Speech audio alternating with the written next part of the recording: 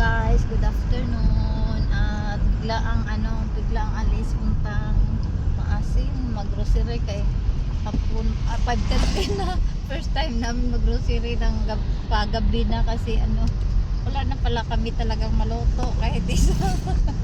As in wala na kami maluto sa loob ng fridge. Tapos biglaan talaga ang alis namin na wala sa plano.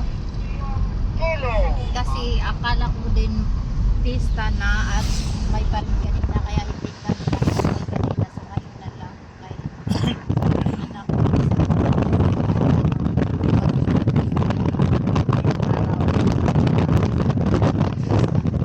tapos pista pa bukas so hindi kami nakapunta kaya sobrang busy ng daan at saka labasan pa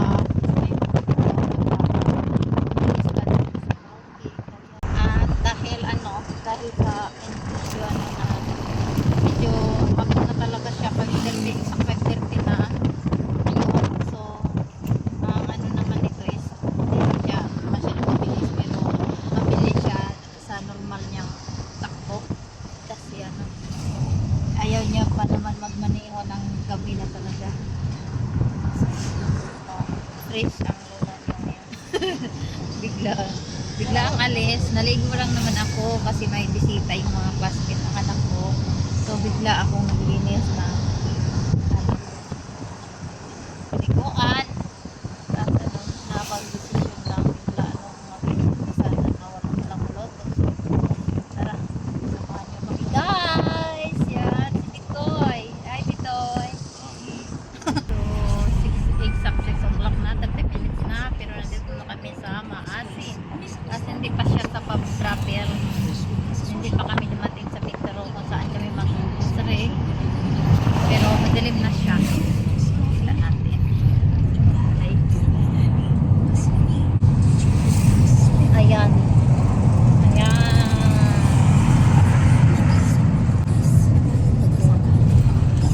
So medyo madilim na talaga siya.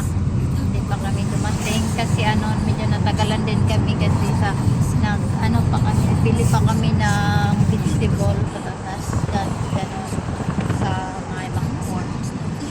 Doon kasi kami nabili pa ng mga vegetable kasi fresh na medyo mura pa kaysa sa at kasi hindi na kami makabili pag uwi kay sarado na gabi na.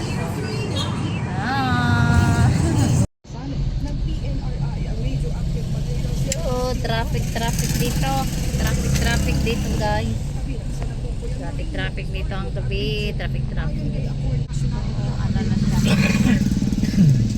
Around 6 p.m. So tagalan kami kaya daming traffic. Lagi kami naabutan sa stoplight. Hindi pa kami nakarating dito rin.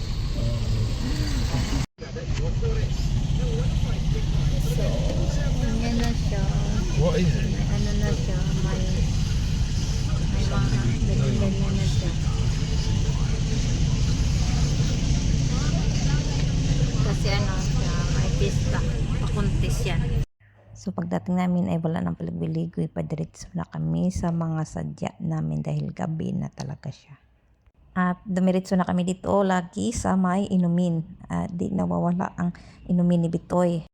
Voice over tayo dito dahil alam niyo na pag mall may music lagi. Lalo na ngayon ay may live band sila sa harapan. At ayan yung isa, naghanap na ng mainom niya pag uwi. At habang nagbabayad si Bitoy sa cashier, sa binibili namin ay nandito ako sa Spice Diner para mag-take out ng dinner namin. Sa bahay na lang kami kakain. So waiting na lang ako at tumating si Bitoy dahil tapos na yung binayaran niya para sabay na kaming lumabas. So, madalian. 8 o'clock na siya. Exact 8 o'clock kami nakarating. So, balik out din. Kasi, nag-take out din kami. Papunan.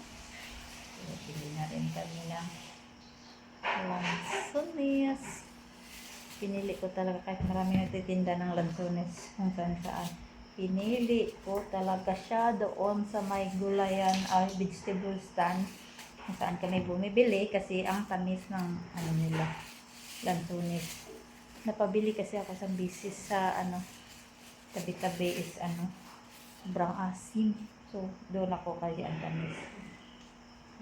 So, ayan na lahat ang grocery. At syempre, dahil Friday, di mawawala ang tandoy ni Titoy. Hi. Supposed to be Sunday, but I've cheated because it's a funny weekend. Cheating. So, So, ayun. Ayun na yun lahat. So, panglagay lang sa fridge, freezer para hindi na labas-labas bawat luto. So, ayan. Tara! So, that's it. Bye-bye. Bye-bye. bye-bye.